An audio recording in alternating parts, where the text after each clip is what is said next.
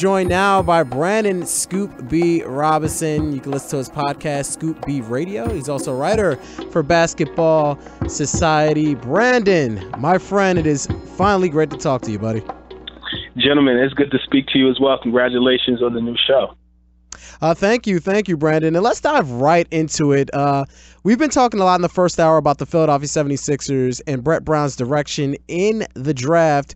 Tell me, what were your thoughts on the trade from Mikal Bridges to Zaire Smith and the Sixers' direction after the draft? I mean, to use a pop culture reference with Mikal Bridges, it was like the Fresh Prince of Bel-Air never went to L.A. He stayed right in Philly or the Philly area. And then it broke your heart, you know. You look at a guy who, you know, at Villanova really excelled and improved his shooting percentage every year. I think this year, when I took notes for the draft, he ended up averaging like 45% from the three-point line. But you add in a guy with Zaire who is a guy who plays tall, you know, plays high octane and plays good defense. Brett Brown has compared him to Kawhi Leonard, and Brett Brown did have a front row seat to the days of Kawhi Leonard during his time as a staffer or an assistant coach with the San Antonio Spurs.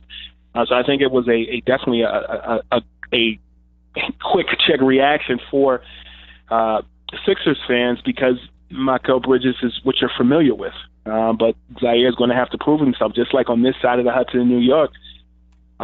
Kevin Knox is going to have to prove himself out with the New York Knicks. So it's going to be interesting to see what happens with Zaire. But Mikal Bridges definitely leaves the greater Philadelphia area to a Phoenix Suns team that is on the up and up these days. It's funny that you mentioned Kawhi Leonard, Brandon, because that's what Philadelphia fans expect out of this whole thing. They expect that the Philadelphia 76ers are going to at least attempt and maybe land Kawhi Leonard, especially after they acquired that unprotected 2021 first-round pick from the Suns via the Miami Heat. Do you believe that's the move that the Sixers are really targeting after they acquired that pick? It's viable. You look at what everybody did leading into the draft, not just the Sixers. You look at the Nets and dumping basically their draft picks and a player that they didn't really need and getting Dwight Howard, who will get a buyout in his contract. But you look at what everybody's doing. They're trying to shed cap space, even with the Indiana Pacers waiving their team option and getting rather in their team option and Lance Stevenson to, you know, go after local product Tyreke Evans. But when you look at what the Sixers have been able to do the last few years, really the last 4 years in the draft, going all the way back to Joel Embiid, Michael Carter-Williams, and then trading him, as well as Drew Holiday. And the Sixers have really been prudent and even to people's criticism and getting the best talent on the floor. And it seems that the Sixers are making that direction with getting Kawhi Leonard. And let's not mention, like I said before, he has a relationship with San Antonio Spurs.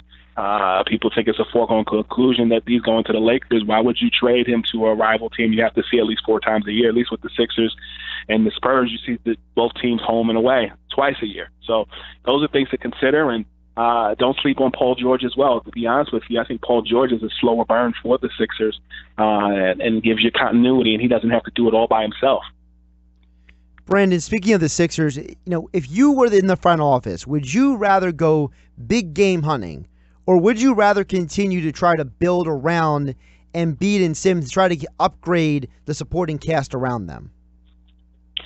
I mean, thankfully, I'm not in that position, but if I was, I think it'd be interesting. I think when you look at the Philadelphia area right now, Villanova being national champions, the Eagles arguably returning with a stronger roster than what they ended with in winning the Super Bowl. And then, you know, you wonder, okay, the Sixers, they had a great playoff. Granted, they were a young team that chased the Miami Heat out of the building, an older Miami Heat team. The pressure's on them in a sense because now they got to replicate what they started. You know, in hip-hop, they often say that the sophomore album is always the hardest to follow up on after having such a great first album. And I think that for the Philadelphia 76ers, the time is now. If you're impulsive, you go after LeBron James because he's been to multiple NBA finals with 2 different teams. And 2016 was truly a miracle for Cleveland. And when you look at Kawhi Leonard, a guy who I've often said this before is everything that Richard Jefferson was supposed to be, in that great defensive player, great offensive player. He's been quiet and let his team do the talking. And I'm sure he has something to prove after essentially sitting out for a year and resting that hammy while everybody else was talking. He kept working. Sticking with LeBron, I read your article earlier today. I've highly recommended people go to basketballsocietyonline.com.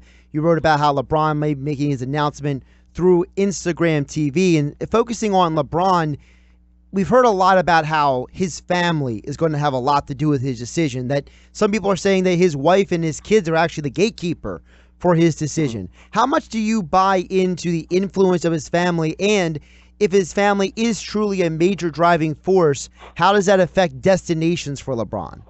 Well, I think it's interesting that a report came out today by Ramona Shelburne, and I think Adrian Wojnarowski contributed as well, saying that LeBron and his team were not really taking too many crazy team pitches. He's past that point. You know, he didn't go to college, so he was able to be wooed and recruited early on in the game in 2010 and, you know, again in 2014. This is a more stoic LeBron, more coming-of-age LeBron, if you will. And you look at the body of work.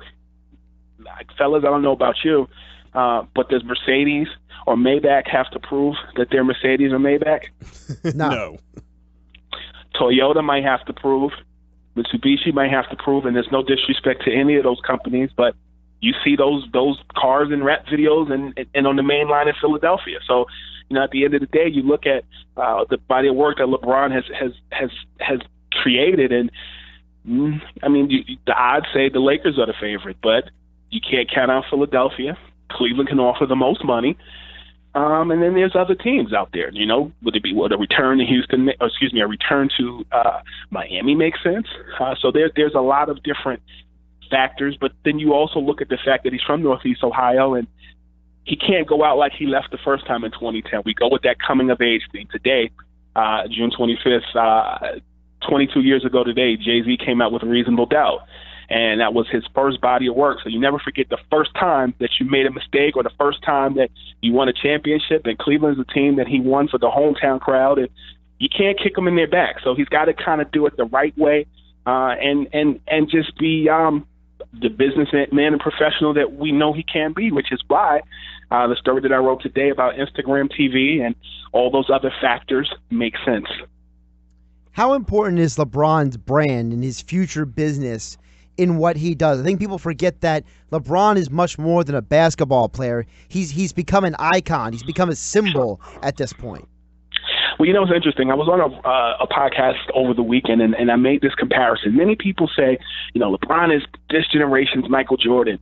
I mean, you put the Michael Jordan 6 championship rings up there, and people automatically discredit LeBron. But I'm willing to argue LeBron James is our generation's Dr. J. Julius Erving. And I'll tell you why. Julius Erving played in both leagues and played in the championship, meaning the ABA and the NBA. Was traded, I believe, for $6 million from the Nets to the Sixers, and was a generational player. You know, he brought slam dunking to the game in a sense, made it popular, wore the afro. When you look at LeBron, I don't think people are going to truly appreciate LeBron until maybe 10 years after he's retired, particularly as it relates to intellectual property, the digital game, and he's also benefited from Michael Jordan and the sneaker contracts, just like Kobe Bryant has. I think Kobe is more Michael than LeBron is Michael. And I think if people put Michael on such a high pedestal, well, how does he fare against Bill Russell? So I think at the end of the day, you have to be very careful when you're often putting such a high expectation on an unfinished product. LeBron is still evolving, and I think this next act, whether he signs with the Sixers, stays with the Cavs, goes to the Lakers, or wherever he chooses. Heck, he may go to Mars and the Toon Stars on Space Jam, for all we know. But I think you got to be really careful when you're constantly forcing greatness, because you don't actually get a chance to enjoy the product because you're putting such high expectations on what you expect. And I think LeBron has created his own legacy, and you know, thankfully to Kurt Flood and his free agency, being able to to buck the system or do what he does, LeBron has the free will to do what he wants to do in the free agency period with the NBA. We're talking with Brandon Robinson, host of Scoop B Radio and also a writer for Basketball Society. You can follow him on Twitter at Scoop B. That's at Scoop B. Brandon, before we get you out of here, I want to get your prediction on where do you honestly feel like LeBron is going to go, and then I'll give you the floor to kind of tell people who aren't really, familiar with you or what you do, kind of just elaborate on that. Well, to your first question, the information that I received on Friday, I wrote it today. It's anybody's guess. If you had asked me before Friday, I probably would have told you that Philadelphia was a lock. I would have also told you that Miami was in the picture. Right now, my mind is kind of fried, and I can probably give you a better answer in a couple of days. But the piece that I wrote is a little more detailed. I left you some breadcrumbs. There'll be some more crumbs to eat throughout the process. But basically, all points currently, based off of the information that I've received, point to the Lakers, but we'll see what happens. I would love to see Sixers and LeBron be in one. A private jet ride from Akron, Ohio to Philadelphia ain't that far, and I'm sure someone could accommodate him. He can accommodate himself.